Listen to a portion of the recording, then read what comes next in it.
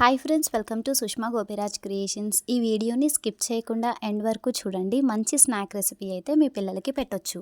పిల్లలు స్కూల్ నుంచి ఇంటికి రాగానే ఏదో ఒకటి చేసి పెట్టమని అడుగుతూ ఉంటారు కదా, అండ్ బాగా ఆకలితో వస్తూ ఉంటారు. సో వాళ్ళకి క్విక్గా అండ్ టేస్టీగా ఈ రెసిపీ చేసి పెట్టండి. స్టొమక్ ఫుల్గా తింటారు అండ్ టేస్ట్ కూడా చాలా బాగుంటుంది. హెల్త్కి కూడా చాలా మంచిది.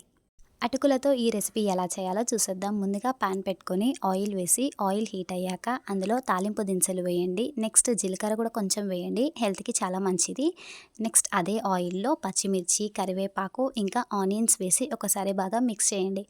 ఆనియన్స్ లైట్గా కలర్ చేంజ్ అయ్యాక చిన్న పీసెస్ లాగా కట్ చేసుకున్న పొటాటోస్ని కూడా వేయండి. పొటాటోస్ వేసి ఒకసారి మిక్స్ చేసుకుని కొంచెం లైట్గా వేగాక నెక్స్ట్ అటుకులని తీసుకొని కొంచెం వాటర్ వేసి అటుకులని బాగా మిక్స్ చేసుకోండి. వాటర్లో ఎక్కువ వాటర్ వేయకండి, ఎక్కువ వాటర్ వేస్తే అటుకులు బాగా ముద్దలాగా అయిపోతాయి.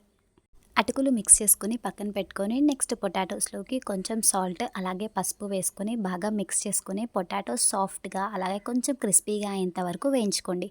పొటాటోస్ కొంచెం క్రిస్పీగా అయ్యాక నెక్స్ట్ అటుకులు వేసి బాగా మిక్స్ చేసుకోండి. అటుకులు పొటాటోస్లో బాగా మిక్స్ అయ్యేలాగా కలుపుకోండి.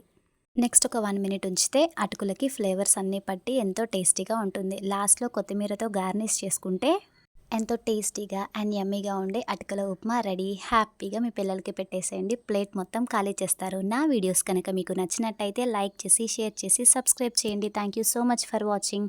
ఇలాగే నన్ను సపోర్ట్ చేస్తూ ఉండండి. మరికొన్ని మంచి వీడియోస్తో మీ ముందుకు వచ్చేస్తాను.